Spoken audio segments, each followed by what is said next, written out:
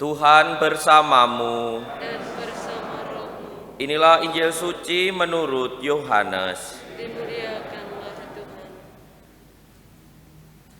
Sekali peristiwa dalam amanat perpisahannya, berkatalah Yesus kepada para murid, "Jika penghibur yang akan kuutus dari Bapa datang, yaitu roh kebenaran yang keluar dari Bapa, maka ia akan bersaksi tentang aku. Tetapi kalian pun harus bersaksi, karena kalian dari semula bersama dengan Daku. Semua itu kukatakan kepadamu, supaya kalian jangan kecewa dan menolak aku. Kalian akan dikucilkan, bahkan akan tiba saatnya bahwa setiap orang yang membunuh kalian akan menyangka bahwa ia berbakti kepada Allah. Mereka akan berbuat demikian karena mereka tidak mengenal baik Bapa maupun aku. Tetapi semua itu kukatakan kepadamu, supaya bila tiba saatnya kalian ingat bahwa aku telah mengatakannya kepadamu." Demikianlah sabda Tuhan. Terpujilah Kristus. Pak Romo, Bruder, Suster, Bapak Ibu, dan saudara-saudari yang terkasih dalam Tuhan, ketika membaca bacaan Injil pada pagi hari ini, sekali lagi muncul perasaan kagum, tapi juga sekaligus perasaan yang aneh juga. Anehnya itu maksudnya Yesus ini kan meninggalkan pesan terakhir kepada murid-muridnya, dan biasanya sebuah pesan itu kalau agar murid-muridnya bisa menjaga imannya pada Yesus, pesannya itu mbok ya yang enak-enak gitu loh, bukan pesan yang meden-medeni atau menakut-nakuti. Tetapi yang disampaikan oleh Yesus itu pesan yang nggak enak sama sekali. Para murid mau ditinggal Yesus, tetapi kemudian yang disampaikan, kamu akan dikucilkan.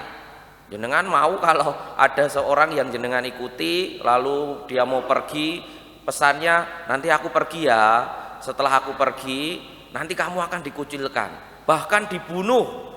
Masih mau ikut itu orang yang jenengan ikuti selama ini? Belum tentu mau loh, belum tentu mau. Tapi justru disitulah muncul kekagumannya di situ. Kekagumannya karena bagaimana mungkin iman akan Kristus itu bertahan sampai sekarang meskipun melalui berbagai peristiwa yang tidak menyenangkan. Dan apa yang disampaikan Yesus hari ini kan memang terjadi. Terjadi para pengikut Kristus waktu itu dikucilkan. Terjadi bahwa mereka juga banyak dibunuh. Dan dengan dibunuh itu kadangkala orang-orang merasa atau berpikir bahwa mereka melaksanakan perintah Tuhan sendiri. Itu terjadi sungguh-sungguh, tetapi dengan kekuatan roh tentu tetap bertahan apa yang disampaikan oleh Yesus sampai sekarang. Dan sekarang pun juga terjadi apa yang disampaikan oleh Yesus ini. Bisa jadi kita pengikut Kristus itu dikucilkan, ya toh? Bisa jadi. Bahkan bisa jadi juga dibunuh, bisa jadi, karena kita sebagai pengikut Kristus. Nah pertanyaannya, gereja perdana, gereja awal pengikut Kristus dengan situasi yang sama berhasil menjadi saksi untuk Kristus, dan akhirnya gerejanya tetap kuat dan tetap berkembang.